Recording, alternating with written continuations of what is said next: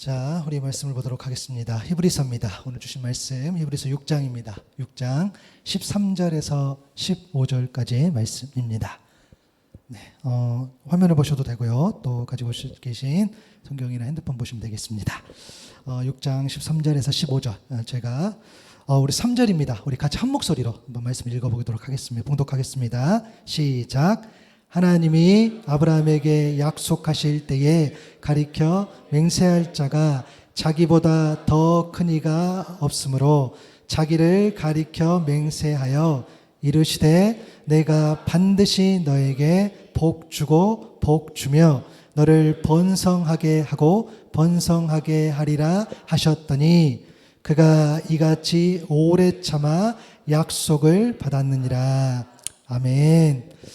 오늘은 히브리서 말씀을 좀 통해서 반드시 너에게라는 말씀의 제목으로 말씀을 나누도록 하겠습니다.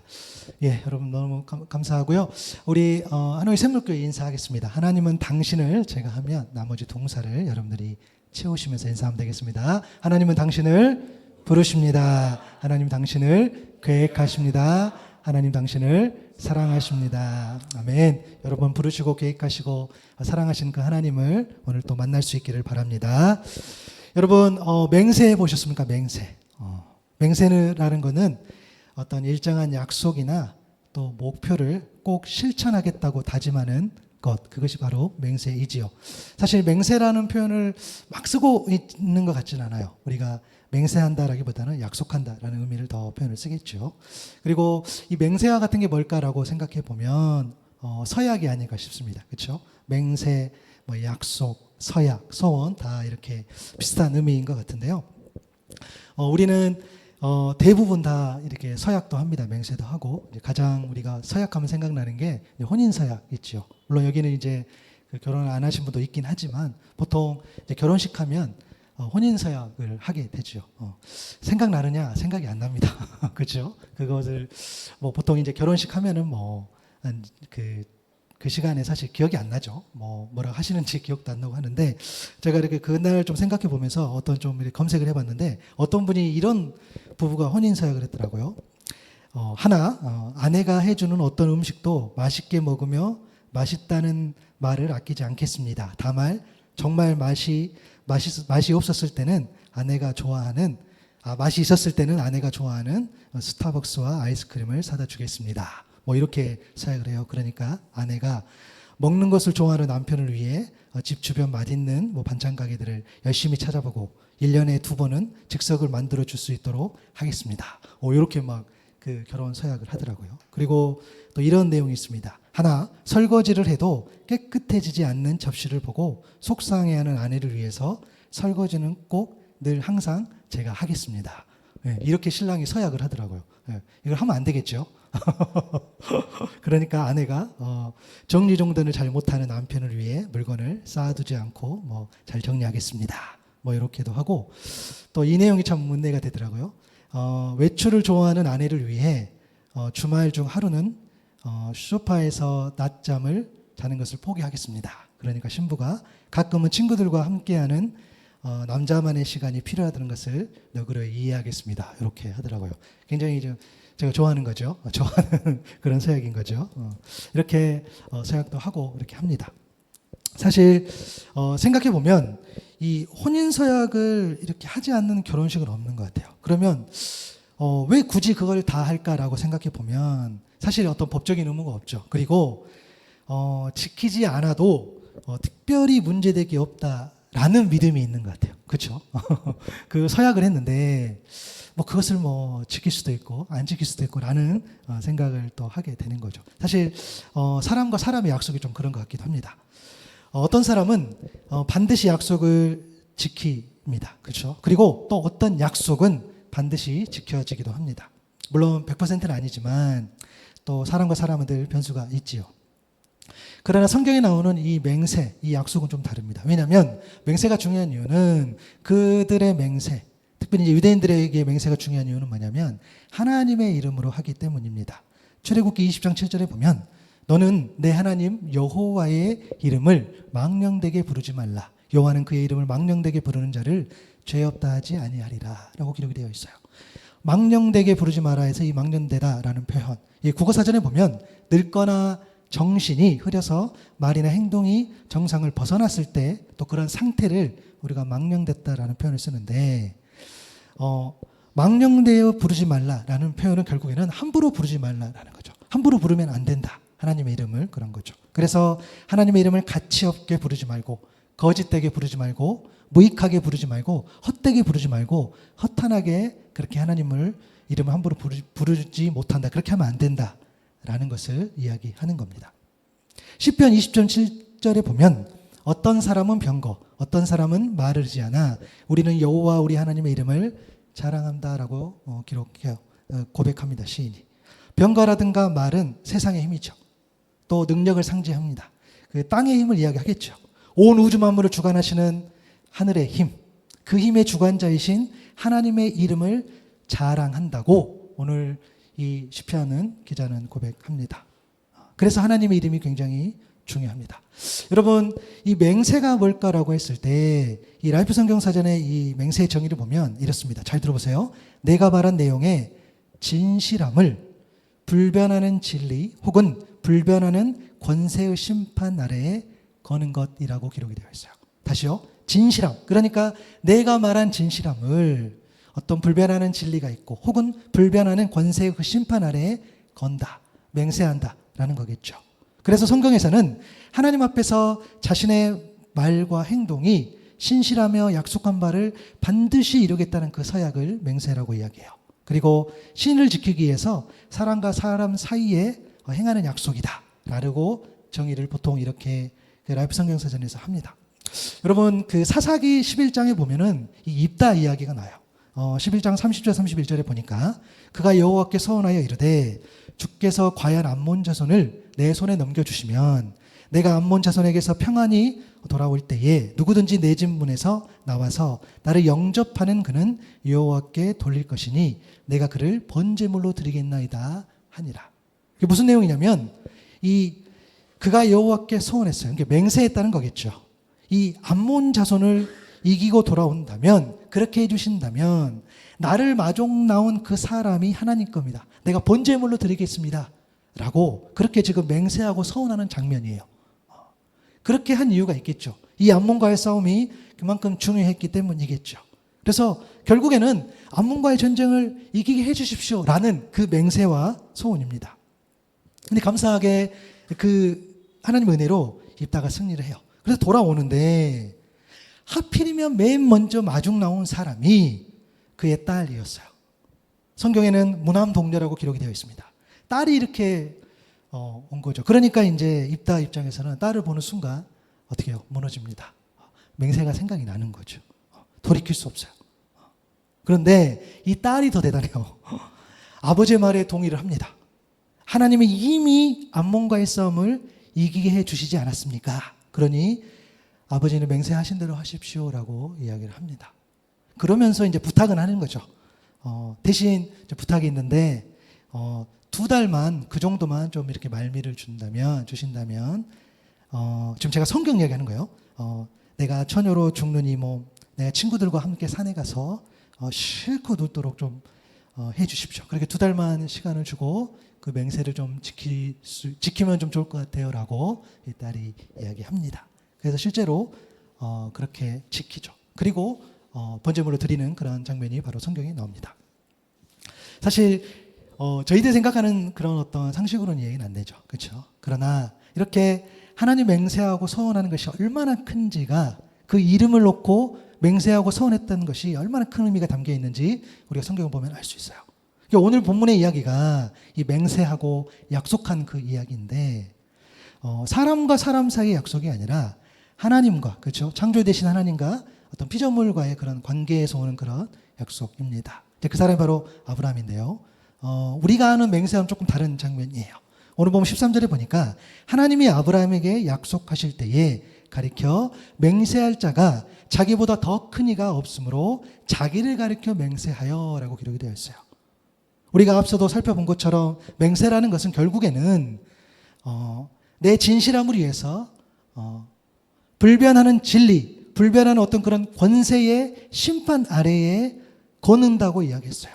그러면 하나님보다 더 큰 권위, 하나님보다 더 큰 힘, 하나님보다 더 큰 영향력, 하나님보다 더 큰 존재의 이름에 맹세를 사실은 해야 되는 상황인 거죠. 하나님 입장에서는. 그렇죠? 그러니까 이 장면은 뭐냐면 아브라함이 하나님의 이름으로 맹세하면 그게 이해가 되는데 하나님이 하나님 이름으로 맹세하는 장면이 나온다는 거예요. 하나님 앞에 맹세하는 거. 그러니까 하나님의 맹세라는 거죠. 그럼 우리가 질문할 수 있습니다. 하나님보다 더 큰 권위가 있습니까? 아니죠. 하나님보다 더 큰 힘이 있습니까? 아니죠. 하나님보다 더 큰 영향력이 있습니까? 아니죠. 하나님보다 더 큰 존재가 없기 때문에 사실은 하나님은 맹세하실 이유가 없죠. 그런데 하나님은 아브라함과 약속을 더 견고히 해 주시려고 자기를 가리켜서 스스로 맹세하십니다. 이것은 정말 아브라함을 위한 일로 보여요.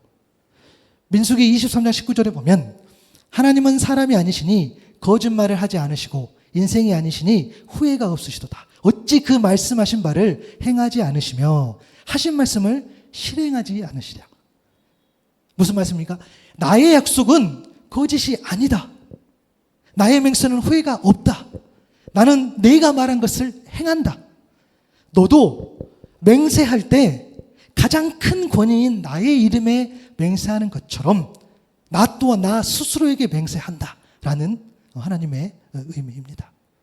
그만큼 하나님의 약속이 변함없음을 이 말씀을 통해서 위로해 주신 줄로 믿습니다.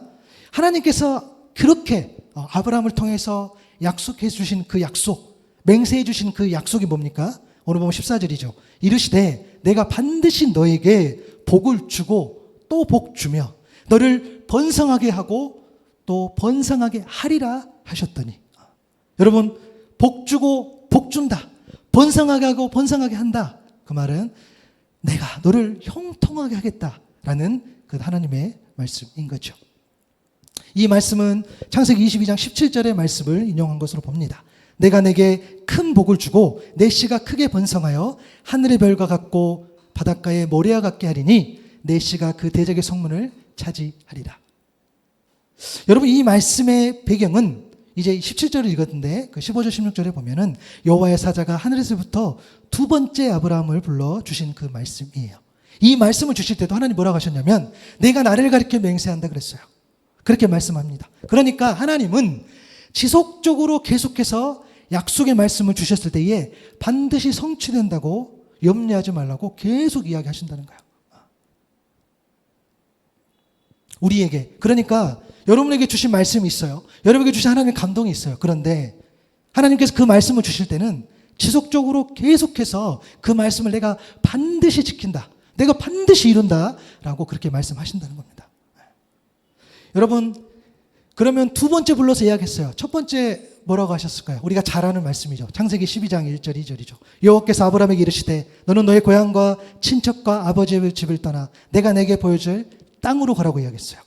내가 너로 큰 민족을 이루고 내게 복을 주어 내 이름을 창대하게 하리니 너는 복이 될지라 라고 말씀하셨어요. 첫 번째 복이 뭡니까? 내가 내게 보여줄 땅, 약속의 땅, 가나안 땅, 궁극적인 하나님 나라를 이야기한 거죠. 여러분, 우리가 잊어버리면 안 돼요. 하나님 나라가 우리가 가는 거죠. 맞아요. 우리가 간다고 표현하지만 결국에는 뭡니까? 어떤 지역이나 공간이 아니라고 말씀드렸어요. 누가 다스리냐? 누가 통치하느냐? 이것이 하나님의 나라인 거죠. 그러니까 내가 서 있는 곳, 내가 머물고 있는 곳, 그것이 하나님이 나와 함께 계신다면 그것이 바로 하나님 나라인 줄로 믿습니다. 여기에 우리가 주일날 예배 드리러 왔어요. 우리가 예배를 드려요. 우리가 온전히 하나님을 온전히 신뢰하지 못한다면, 여기 하나님이 계시지 않는다면 아무 소용없어요. 여기가 아무리 화려하고 여기가 아무리 많은 사람도 재물이 가득하고 쌓여한다 할지라도 여기서 하나님께서 함께하여 주시지 않는다면 아무 소용없어. 그러나 여기가 볼품없다 할지라도, 여기가 사람들이 봤을 때는 좀 빈약하다 할지라도 거기에 하나님이 있고 하나님을 향한 믿음이 있고 말씀이 있고 기도가 있고 찬양이 있다면 그것이 하나님 나라인 줄로 믿습니다. 여러분의 사업장이, 여러분의 가정도 마찬가지이겠죠. 여러분의 사업장이 잘 됐어요. 그러나 하나님이 안 계시다면 죄송해요, 아무 소용없어. 여러분이 일하는 일터가 잘 되고 있어, 너무너무 풍성해. 그러나 하나님이 안 계신다면 죄송해요, 아무 소용없어. 그러나 사람들 보기에 좀 볼품없고 부족하고 좀 갈등도 있는 것 같고 위태위태해요. 그러나 그곳에 온전히 하나님을 향한 믿음이 있고 말씀이 있다면 그것이 하나님 나라인 줄로 믿습니다. 여러분, 그것을 우리가 살아내야 한다는 거죠. 그 약속을 하나님께서 아브라함을 통해서 하셨다는 거예요. 그리고 두 번째 약속이 뭐였습니까? 약속의 민족, 약속의 후손을 이야기합니다. 아브라함을 통해서 이스라엘 민족이 세워진다라는 거예요. 그리고 그 민족은 뭡니까? 하나님의 백성이겠죠. 혈통이 아니라는 거예요. 그 나라는 믿음이 바로 정체성이에요. 아브라함의 후손을 통해 누가 옵니까? 메시아가 오신다는 거예요. 이 약속. 그러면 여러분들 질문할 수 있습니다. 아브라함이 하나님께 받은 약속, 그리고 그 축복이 우리와 무슨 연관이 있습니까? 맞아요. 질문할 수 있겠죠. 갈라디아서 3장 7절에 보니까, 3장 9절에 보니까, 그러므로 믿음으로 말미암는 자는 믿음이 있는 아브라함과 함께 복을 받느니라. 믿음으로 사는 사람은 믿음이 있는 아브라함과 함께 복을 받는다라고 이야기하고 있어요. 하나님은 아브라함을 선택하셨어요. 왜요? 잘 모르겠어요. 하나님은 아브라함을 은혜로 선택하셨다는 거예요. 왜 선택하셨을까? 잘 모르겠어요. 은혜로 선택하셨다는 거예요. 오늘 저와 여러분 하나님이 선택하셔서 이 예배 가운데 부르셨어요. 왜요? 모르겠어요. 하나님 은혜로 선택하셨다는 거예요. 하나님은 아브라함을 믿었어요. 그리고 그 믿음을 의로 인정해 주셨다는 거예요. 이제 그 믿음으로 아브라함은 하나님의 백성이 되었기 때문에 그 후손 또한 하나님을 믿는 믿음으로 하나님의 백성이 되고 아브라함이 받은 그 약속을 동일하게 받게 됩니다. 약속의 땅, 약속의 사람, 약속의 후손, 그것을 받는 거지요. 그리고 그 후손을 통해서 예수 그리스도 메시아가 오지요. 그러므로 우리가 예수님을 믿을 때에 그 믿음으로 우리도 영적 아브라함의 후손이 되는 거예요.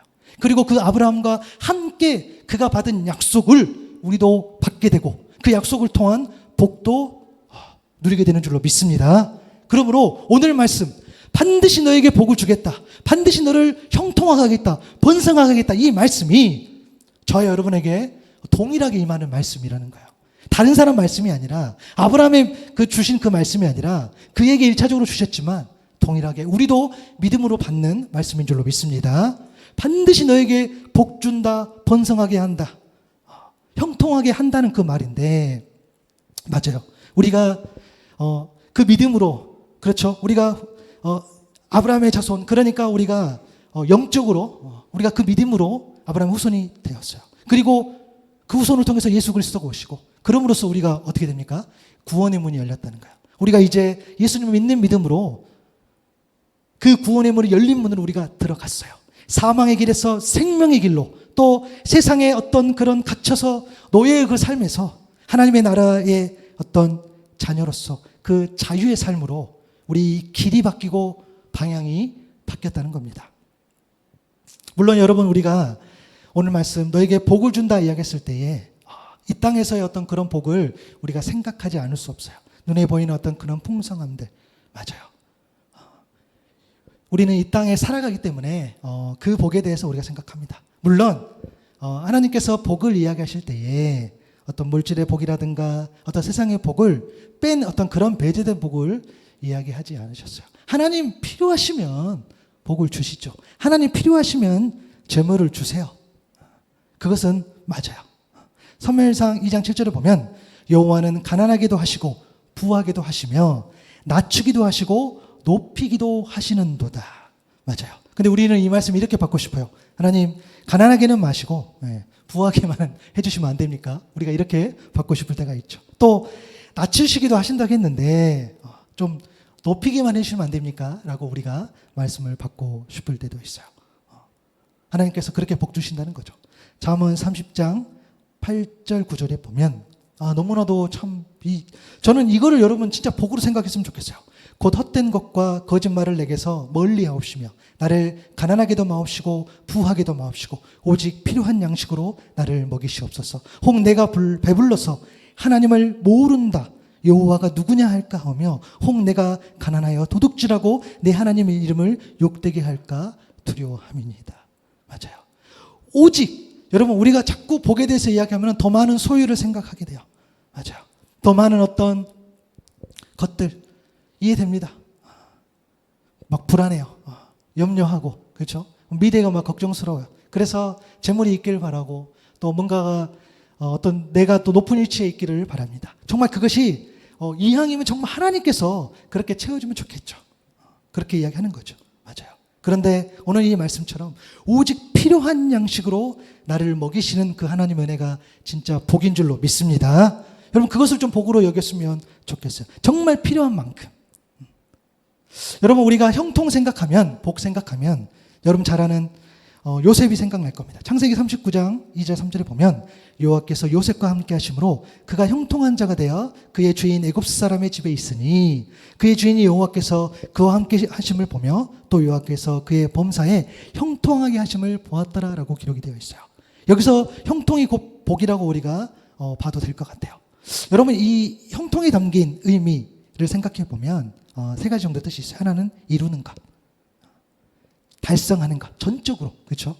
이게 형통이고요. 또 하나는 승리하는 것, 정말 우월함을 증명하는 그 승리, 바로 이것을 이야기하고요. 또 하나는 번성하는 것, 꾸준하고 우호적인 그런 진전, 성공을 바로 형통이라고 해요.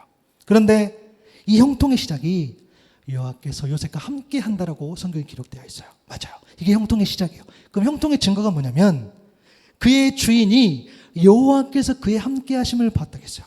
보디발이죠. 그리고 여호와께서 그의 범사에 형통하심도 봤다는 거예요. 그러니까 내가 복 받았어요. 내가 은혜 받았어요. 내가 하나님께서 채워주셨어요. 라도 그 말도 맞지만 결국에는 다른 사람이 봤을 때에 저 사람을 보니까 하나님께서 그에게 하나님이 정말 그와 함께 하신구나. 이게 보이는 거예요. 그게 형통인 거죠. 또 하나님께서 저 사람을 통해서 모든 일들을 잘 되게 해주시는구나. 와, 대단한데? 내가 하나님을 잘 모르겠는데 저 사람을 보니까 그런 모습이 보여. 그게 진짜 형통이라는 거죠.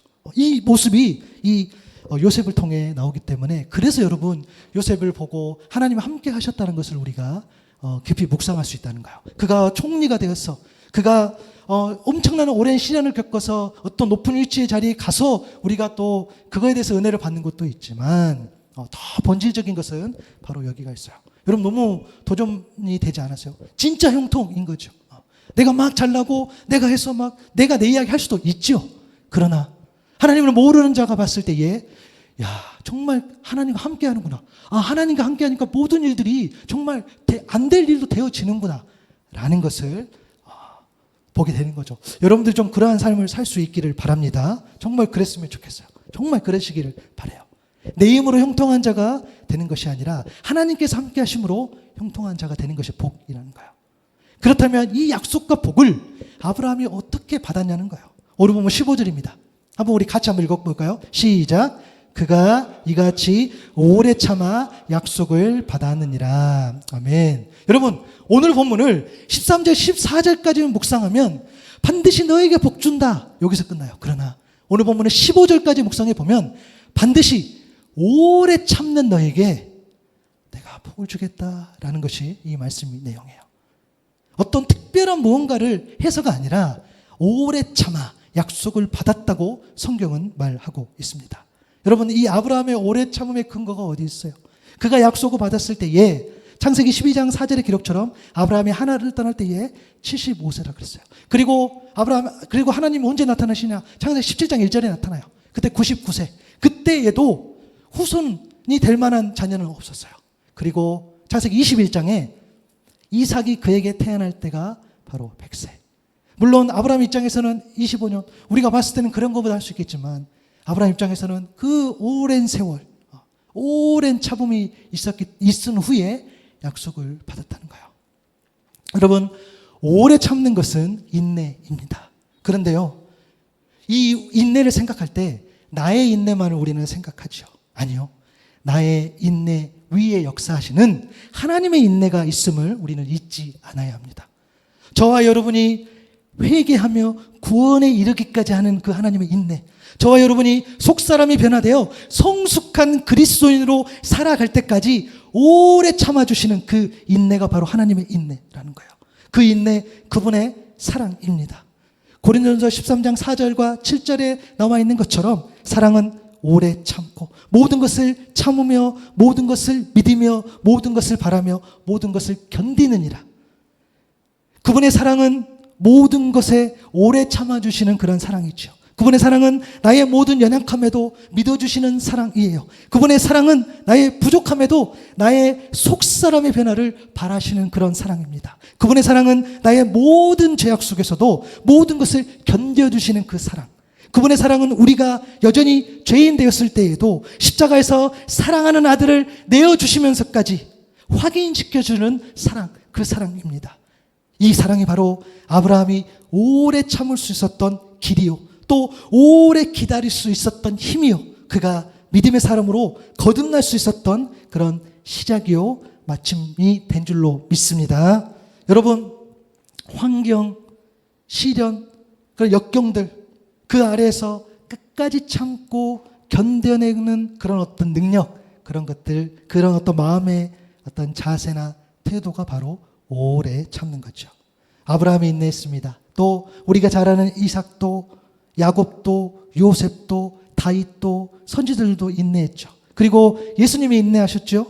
또 베드로가, 또 바울이, 또 사도들이, 그리고 무명의 그리스도인들이, 그리고 오늘날 또 저와 여러분이 우리가 말씀을 받고 인내하는 그런 과정 가운데에 살아가고 있습니다.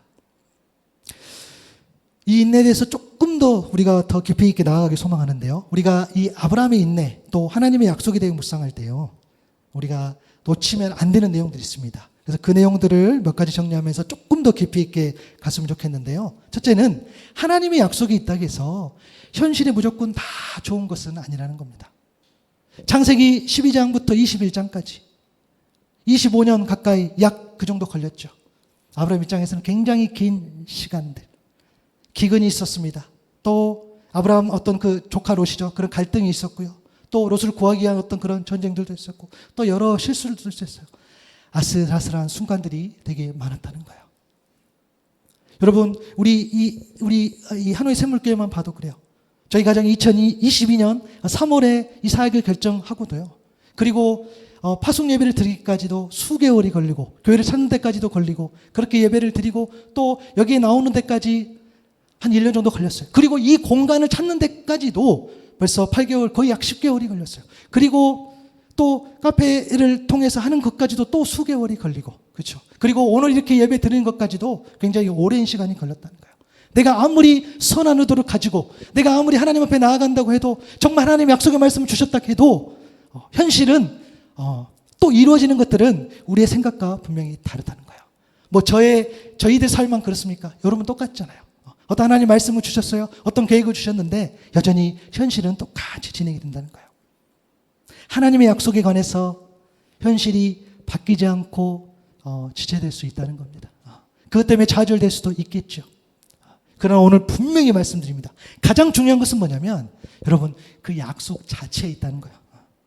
약속을 받는 것이 중요하다는 거예요. 내가 하나님 말씀을 받았고 하나님께서 나에게 주신 그 감동이 있느냐가 더 소중하다는 거예요. 왜냐하면 그 약속을 받았다는 것은 뭐냐면, 하나님 안에서 새로운 삶이 시작되었다는 의미인 줄로 믿습니다. 내가 믿음으로 나아갔을 때에 나에게 약속의 말씀을 허락하신다는 거예요. 하나님 나에게 어떤 감동을 주셨어요. 하나님 나에게 선명하게 메시지를 주셨어요. 때로는 내가 직접 말씀을 보고, 혹은 내가 말씀을 듣고, 아니면 다른 사람 통해서 내가 하나님의 말씀을 듣게 되었어요.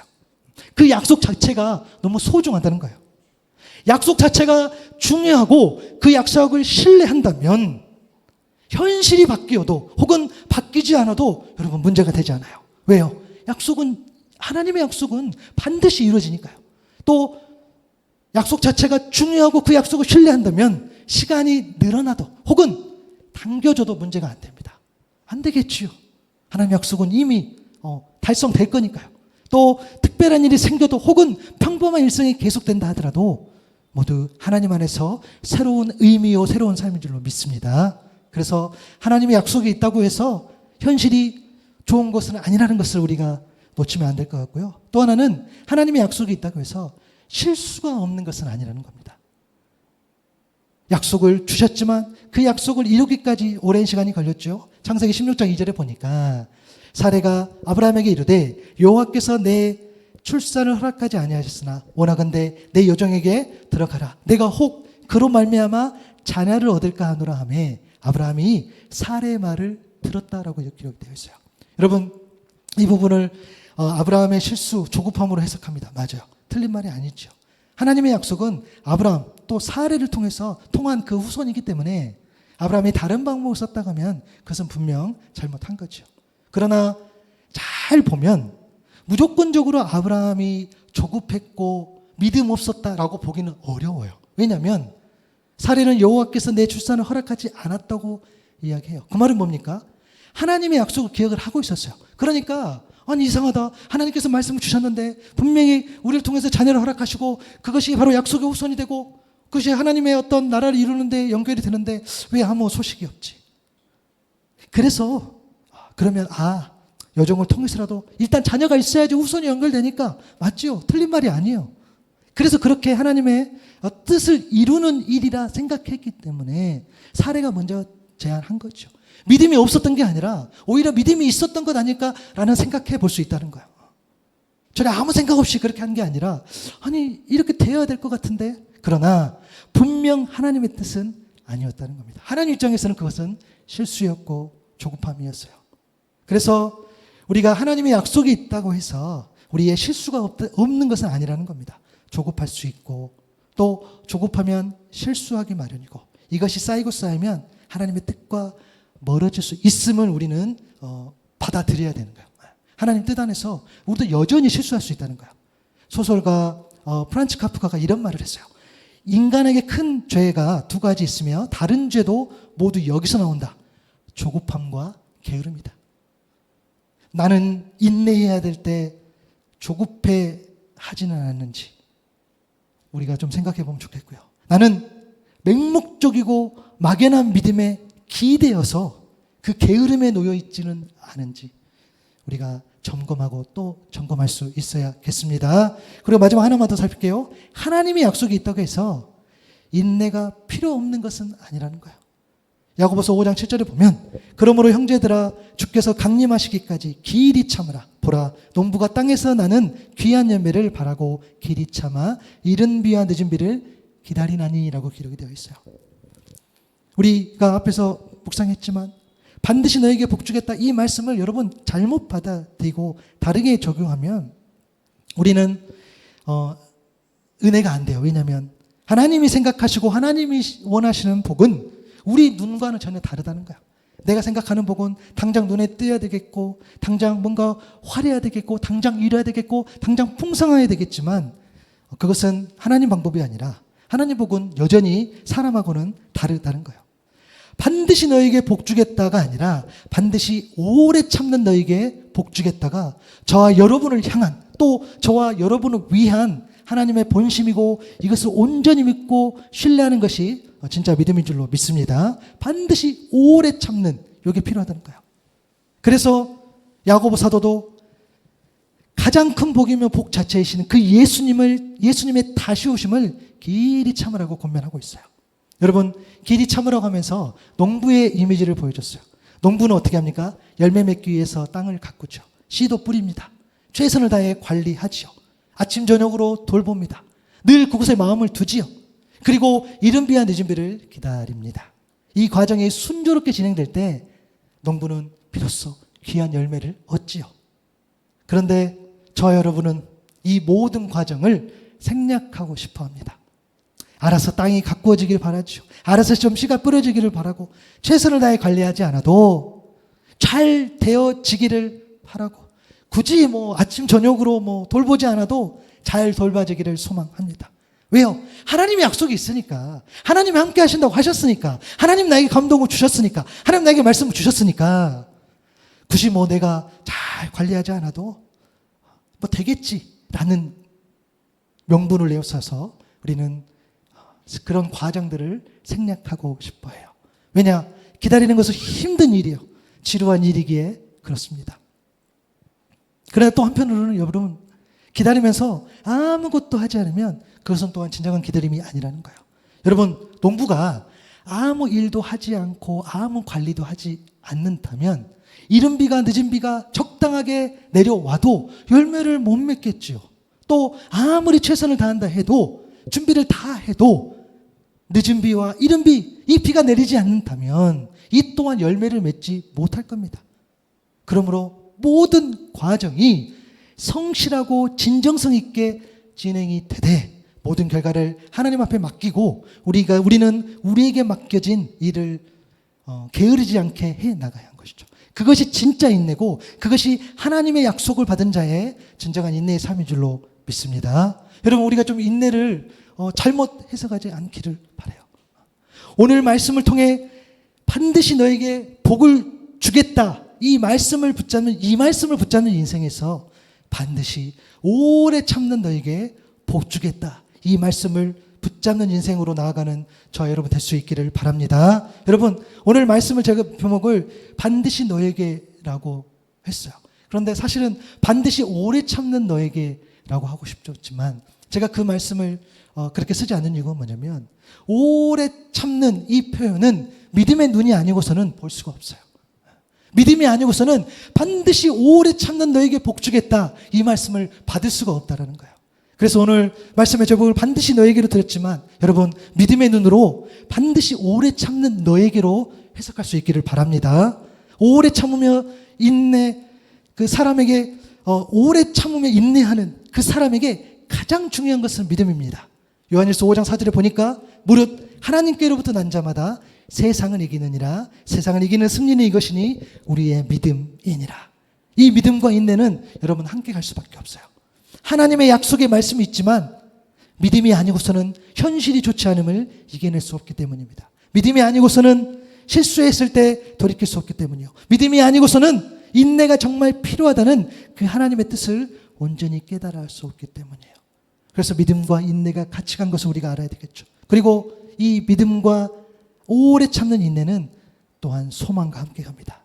로마서 5장 3절 4절이지요. 다만 이뿐 아니라 우리가 환난 중에도 즐거워하나니 이는 환난은 인내는 연단은 소망을 이루는 줄 알미로다. 여러분, 그래서 믿음으로 반드시 너에게 복 주고 복 주며 너를 번성하게 하고 번성하게 하리라 하는 이 소망의 말씀을 온전히 붙잡는 그런 인생이 되기 위해서는 여러분, 인내하며 이 오래 참음으로 거기서 뭘 채우느냐? 기도해야 된다는 거죠. 그 오래 참음을 기도로 채우는 것이 하나님의 우리를 향한 기대요 기쁨인 줄로 믿습니다. 우리가 아까 찬양했던 것처럼 결국엔 주님이 하셨구나, 이것을 우리가 인내로서 이 기도함으로 채워야 된다는 거예요. 그리고 우리가 오래 참을 때 우리 하나님은 더 오래 참으시고 더 기다리신다는 거, 여러분 잊지 않았으면 좋겠습니다. 이사야 30장 18절에 보니까 그러나 여호와께서 기다리시나니 이는 너희에게 은혜를 베풀려 하심이요 일어나시리니 이는 너희를 긍휼히 여기려 하심이라. 대저 여호와는 정의의 하나님이시라. 그를 기다리는 자마다 복이 있도다. 아멘. 그렇습니다. 우리의 인내보다 더욱더 인내하시는 그 하나님, 결국에는 우리에게 은혜를 베풀려 하심이에요. 그 사랑은 오래 참아주심으로 우리에게 임한다는 겁니다. 여전히 오늘 또 하나님은 인내하셔요. 왜요? 여러분들에게 은혜를 베풀려 하시는 줄로 믿습니다. 내가 계획하는 것들, 내가 생각하는 것들, 내가 기도하는 것들, 그렇잖아요. 우리 다 고백하잖아요. 한 번도 내가 원하는 때에 이루어지지 않아요. 맞죠? 한 번도 내 생각대로 이루어지지 않아요. 저는 한 번도 이 사역을 시작하고 기도할 때에 오늘 7월 28일, 2024년 7월 28일 이렇게 여기 계신 분들하고 예배한다고 생각한 적은 한 번도 없어요. 그렇죠? 네, 너무 좋아서 그래요. 할렐루야. 한 번도 그렇게 생각해 본 적이 없어요. 결국에는 우리에게 베풀려 하시는 것, 그 하나님, 더 인내하시는 하나님, 그 하나님의 말씀 앞에 순종하며 또 인내하면서 기도함으로 하나님의 약속을 받아 누리는 저와 여러분 될 수 있기를 간절히 소망합니다. 여러분 인내하십시오. 진행되는 것들, 여러분 죄송해요. 언제까지 인내합니까? 잘 모르겠어요. 그러나 하나님이 더 오래 참고 계시다라는 거, 그리고 오래 참는, 반드시 오래 참는 너희에게 복 주시겠다. 이 오래 참는 이 가로 안에 들어있는 이 지금 생략되어 있는 이 말은 믿음이 아니고서는 볼 수 없어요. 여러분의 믿음이 회복되기를 소망합니다.